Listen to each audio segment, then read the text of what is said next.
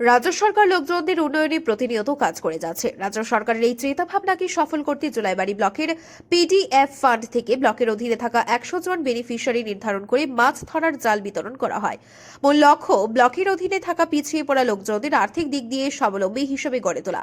শুক্রবার এক অনুষ্ঠানের মধ্য দিয়ে এই জালগুলি বিতরণ করা হয়। জাল বিতরণী অনুষ্ঠানে উপস্থিত ছিলেন জুলাইবাড়ি ব্লকের এগ্রি স্ট্যান্ডিং কমিটির প্রেসিডেন্ট বিকাশ বৈধ, জুলাইবাড়ি ব্লকের পঞ্চায়েত সমিতির চেয়ারম্যান রবি নম, জুলাইবাড়ি ব্লকের পঞ্চায়েত সমিতির ভাইস চেয়ারম্যান তাপস দত্ত, মৎস্য দপ্তরের ডেপুটি ডাইরেক্টর সুকেশ চন্দ্র মজুমদার, মৎস্য দপ্তরের সতীর বাজার মহকুমার আধিকারিক ওয়াটসন রিয়াং সহ অন্যান্য অতিথিবৃন্দরা। আমরা জুলাইবাড়ি পঞ্চায়েত সমিতি এবং ফিশারি দপ্তরের যৌথ উদ্যোগে আমরা জুলাইবাড়ির বিভিন্ন গ্রাম পঞ্চায়েতের অধীনস্থ লাভার্থীদের 100টি কুনি জাল আমরা বিতরণ করেছি।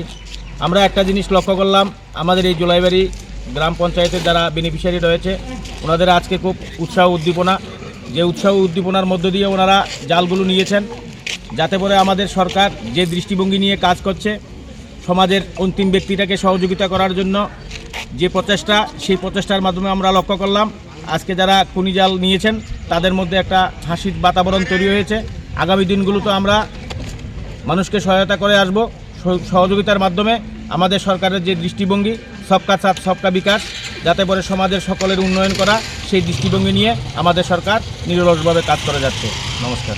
রাজ্য সরকারের এই ধরনের উদ্যোগকে সকলেই সাধুবাদ জানিয়েছেন। এই অনুষ্ঠানে মাছ ধরার জাল পেয়ে খুবই খুশি লোকজনেরা।